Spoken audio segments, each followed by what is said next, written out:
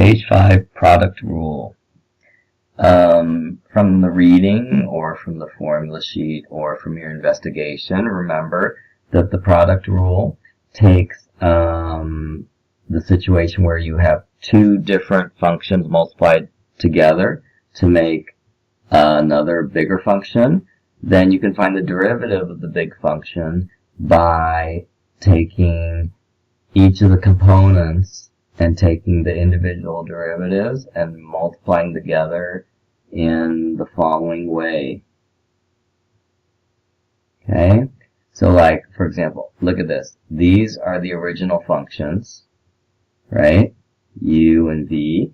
And then we actually have the derivative functions here, represented with the dash here, multiplied times the opposite functions. Okay, so if you take the two original functions, find their derivatives, u dashed and v dashed, and then you multiply them together in this way, then you find the derivative of the big function, f dashed. Okay, another way to write that is, here you could have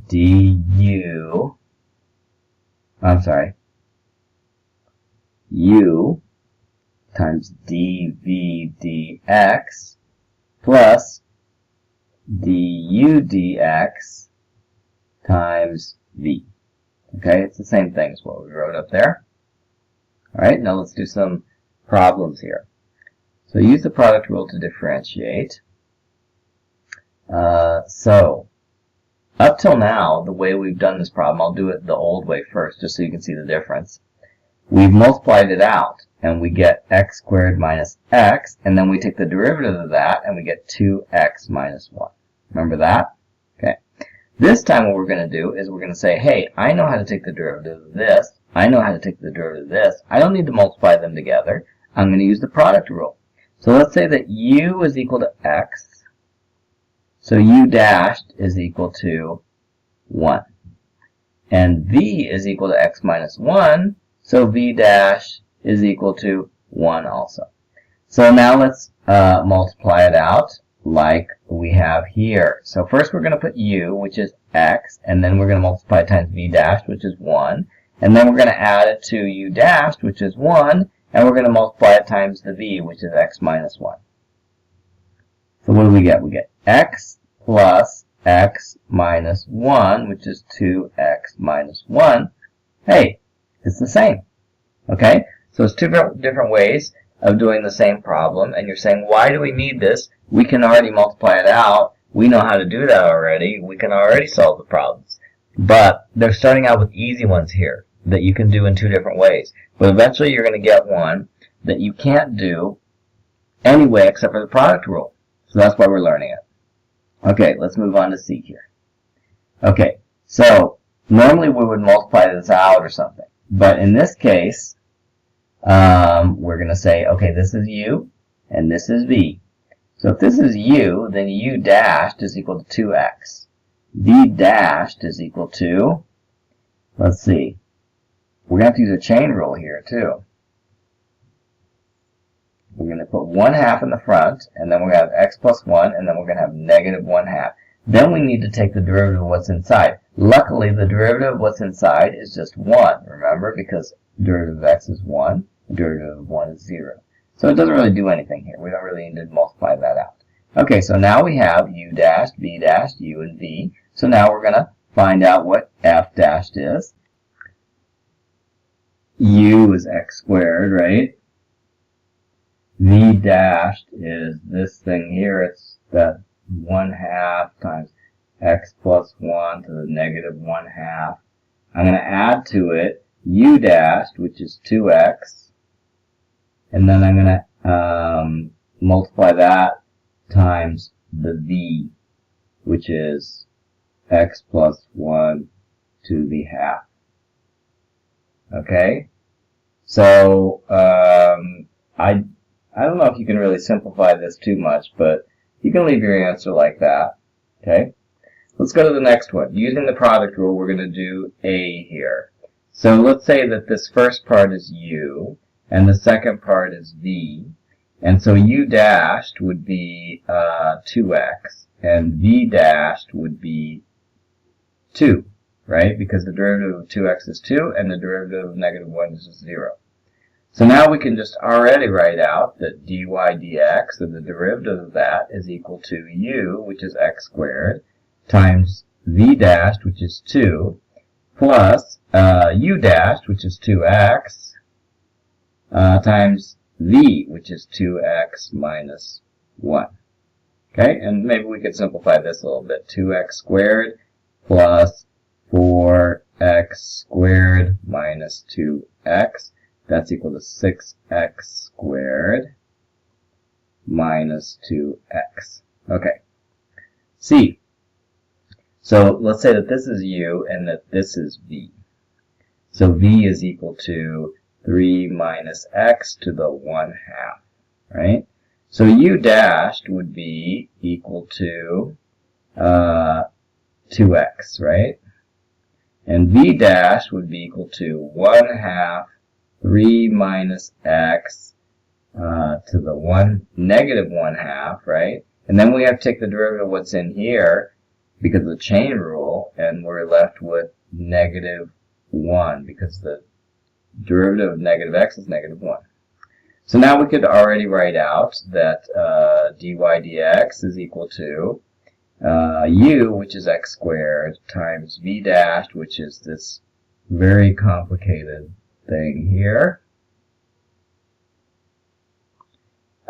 plus now u dashed, which is 2x, times v, which is 3 minus x to the 1/2. Maybe we could simplify this a little bit. This first part could be negative 1/2 x squared 3 minus x to the negative 1/2. And then the second part here, can't simplify it very much. Pretty much just copy it down again. Yeah, I don't think we can do much there. Okay? Now what about e? Let's say that this is u and this is v.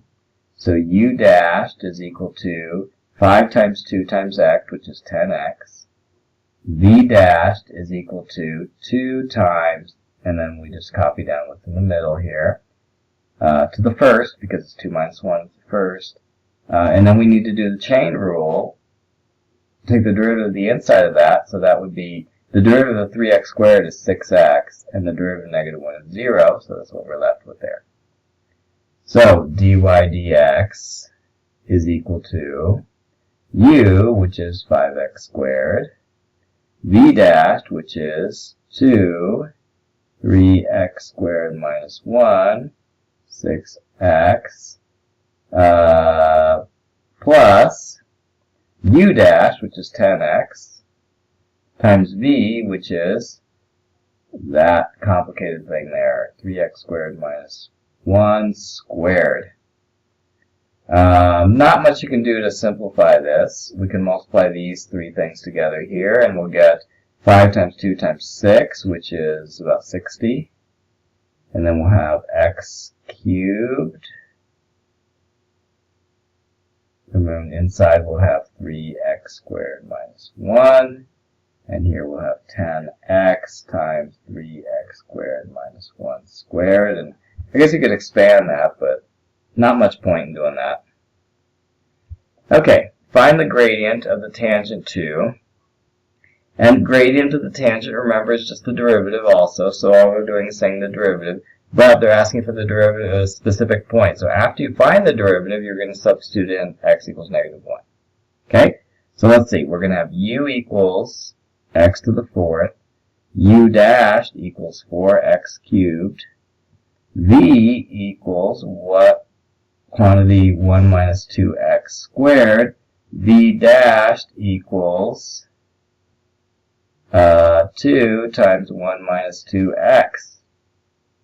So, dy dx equals x to the 4th. V is 2, and then 1 minus 2x.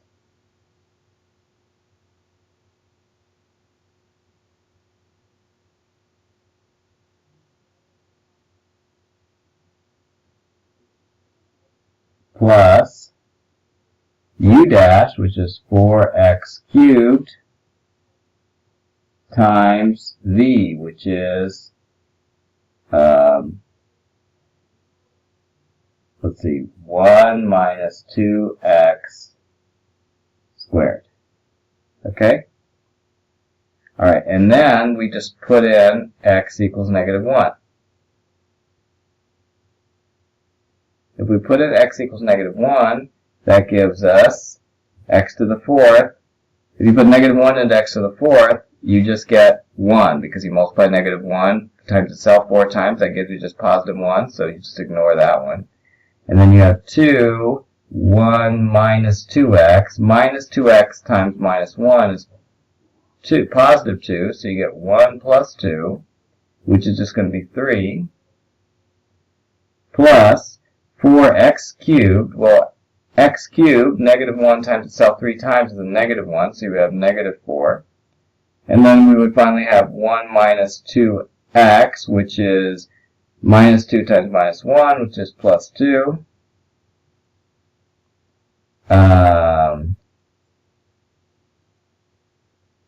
So 1 plus 2 squared. So basically that gives us 6, and then 9 times negative 4, which is negative 36.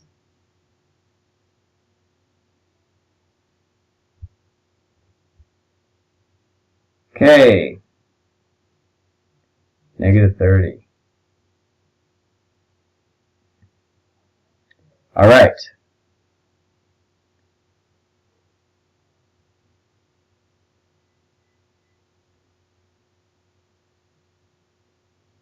Now, so we're done with A. Now let's do B. B is very similar. We're going to have U equals X. U dashed equals, U dashed, we need to put the dash up top. U dash equals 1. V equals 1 minus 2x to the 1/2. V dashed equals 1/2 times 1 minus 2x to the negative 1/2. And so if we want to rewrite this with the product rule, we're going to write x times 1/2 times 1 minus 2x to the negative 1/2 plus u dashed, which is 1, times v, which is 1 minus 2x to the 1/2. Now we're going to substitute in x equals negative 4, so we're going to put negative 4 in there, we're going to put negative 4 in there, and we're going to see what we get, negative 4 there too. So negative 4 times 1/2 would be negative 2. Negative 2 times negative 4 would be positive 8, so that would be 9 times negative 1/2 plus, and then 1 minus 2x, put negative 4 into x, and we'll get 1 plus 8, which would be 9 to the 1/2. So we got negative 2, 9 to the negative 1/2 would be 1/3, and then 9 to the 1/2 would be 3. So that would give us negative 2/3 plus 3, which is the same as 9/3 minus 2/3, which is 7/3. Okay? And it says check your answers using technology. I'm just going to show you how to do one of these using the calculator. What you do is you put the function in for y. So I'm going to clear my functions out. And then I'm going to put, like for example, this one here. I'm going to put x to the 4th. And then I'm just going to type it in here. X to the 4th, arrow, parentheses, 1 minus 2x, close parentheses, squared. And then I'm going to graph it. And then I'm going to, after I graph it, I'm just going to, first I'm going to put the window to normal window. Or zoom to regular zoom. So I'm going to go zoom fit. And then after that, I'm going to use the second calc. I wanted not zoom fit, I want zoom standard. Zoom standard. Okay, and then I'm going to see like, yeah, okay. And then now I'm going to find the derivative at x equals -1. The way I do that is I go second, calc, and then I go down to 6, which is dy dx. And then I'm going to type in -1. And then it tells me that it's -48. And, oh, that's weird. -48. I got -30. So let me try to figure out what I did wrong. Okay, I see one problem with what I did here. If I take the derivative of v, it should be 2 times quantity 1 minus 2x, and then I need to multiply by 2 again, or -2, because of the chain rule, and I forgot to do that. So I'm going to write here -2, and then that means that here too I needed to multiply times -2. Okay, and then let's see if that's the only mistake. So then instead of just 3 here, I should have also multiplied times -2. So if I multiply times -2 there, instead of 6, I should have -12. You see? And then here, instead of -30, I should have -48. And so now it matches with my answer that I got with technology. Okay? And then let's go ahead and try to do the other one, see if I made any mistakes on that one too. So I'm going to go back. This time I'm going to put in this function here, x times quantity at 1 minus 2x. X times 1 minus 2x.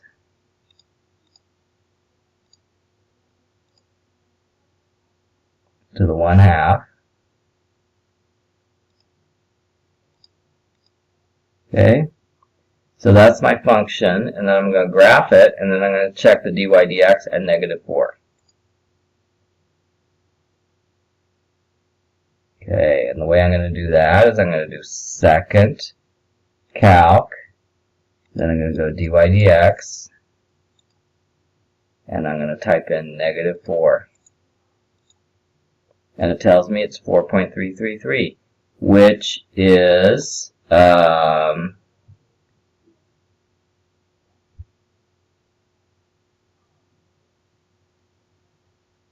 look, I made that same careless error again. I forgot to take the chain rule here when I did v dashed. When I did v dashed, I should have put here -2.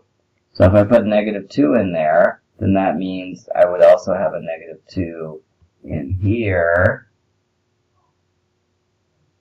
Okay, and then when this multiplication came out, there would have been a additional -2, which would have made this a +4.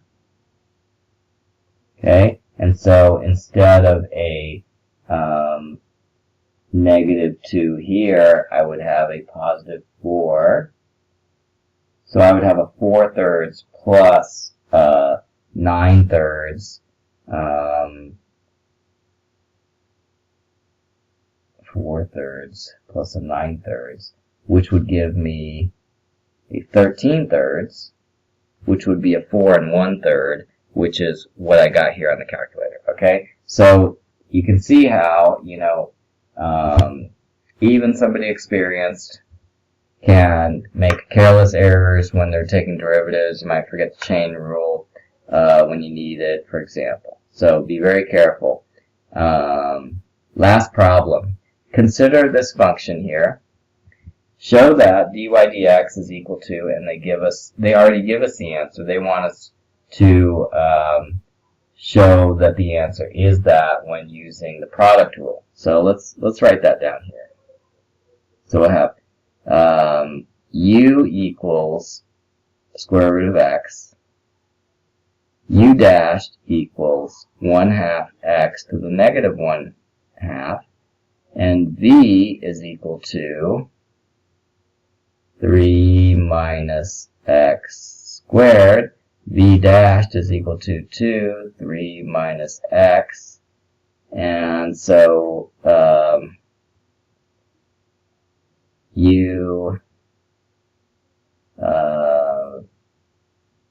let's see. So now let's use the chain rule and figure out what it should be. It will be x to the 1/2 times v dashed, which is 2. Oh, and look, I already forgot the chain rule here. The chain rule should be -1 multiplied times that at the end. And then, let's see, yeah. So, and then, so u would be x to the 1/2. V dash would be 2 times -1 times 3 minus x. And then u dashed would be 1/2 x to the -1/2. And v would be 3 minus x squared. And then it says, hey, show that it's the same thing as that. Now you just need to do some fancy algebra and find the common denominator, I guess. And see, what they did was they have square root of x on the bottom, which means this x to the -1/2 here is actually the same thing as 1 over x to the 1/2, right? So what you need to do is you need to try to put both on top of x to the 1/2. And the way you do that is, like for this one here, instead of x to the -1/2, you could just write, hey, this is over x to the 1/2, right? And the other thing is there's a 1/2 here. So instead of writing 1/2 like that, you could put a 2 on the bottom like that, okay? Now let's see if we can do that over here. For this one here, we don't have x to the 1/2 on the bottom. We have x to the 1/2 on top. So we can multiply both the top and the bottom by x to the 1/2. And then that's okay because that's multiplying by 1, right? And so when we multiply by x to the 1/2 on top, the x to the 1/2 and x to the 1/2 together make x, right? So let's see. So like that one, then we have -2x, 3 minus x. And then that would be over x to the 1/2, right? And then the other one would be plus and 3 minus x squared over 2 over x to the 1/2. The only remaining thing we need to do is we need to put 2 on the bottom here, and we can multiply 2 here. And then that will give us hopefully something close to the final answer, which would be -4x times 3 minus x plus 3 minus x squared over 2 square root of x. And then maybe we need to expand this using FOIL. That'll give us, let's see, -4x. I'm going to multiply this one out too. So -4x times 3 is -12x. And then -4x minus x would be plus 4x squared. And then I'm going to expand 3 minus x quantity squared. That would be 9 minus 6x plus x squared, all divided by 2 square root of x. And then so let's see. 4x squared plus 1x squared is 5x squared. Minus 6x minus 12x is minus 18x. And then the final constant would be plus 9. And so that would be the denominator still. And now we just need to show that this factors into that. So let's see. Can we factor that into that? So like if we have -5x and -x for the factors for this, and plus 3 and plus 3 for the factors of 9, does that work out? Yeah, it does. So we did get to that here. And you can see this really doesn't have anything to do with taking derivatives. Just the first part was derivatives, and after that there was a lot of algebra. Okay? But, you know, they might have something like that on the test. Now find the x-coordinates of all the points on this function where the tangent line is horizontal.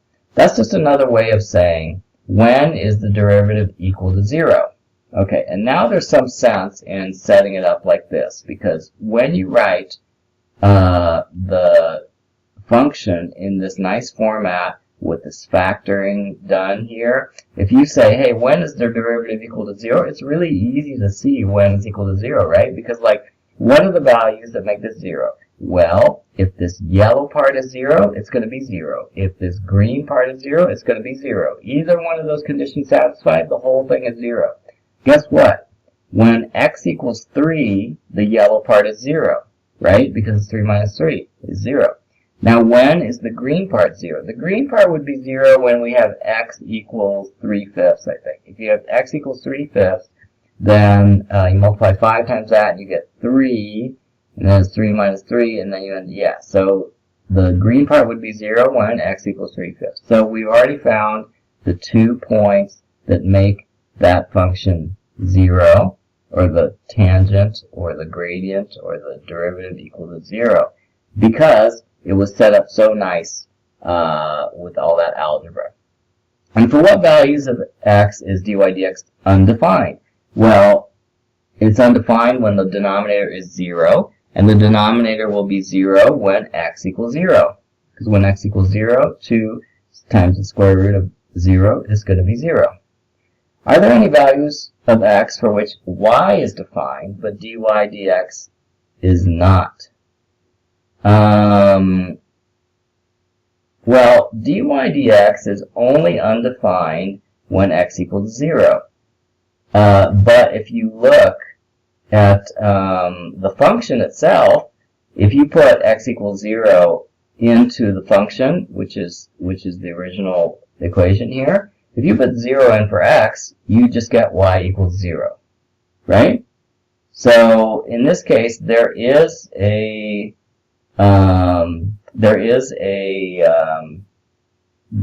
defined value of y for x equals 0. So yeah, there is x equals 0. What is the graphical significance of your answer in D? Well, probably what it looks like is some kind of inflection point. So you have like an S-type curve here, or maybe it's like this shape here. And so, like, can you imagine? I'm going to draw a little point here in green. Okay, so like right in the middle of that, you can see that it is a defined point, but do you see that instantaneously the slope of that curve is going to be infinity because it's straight up and down? So it's probably something like that. Okay? And wow, that was a really long page. Sorry about that, but you know, I went through every single step of the algebra and everything. That's why it took so long.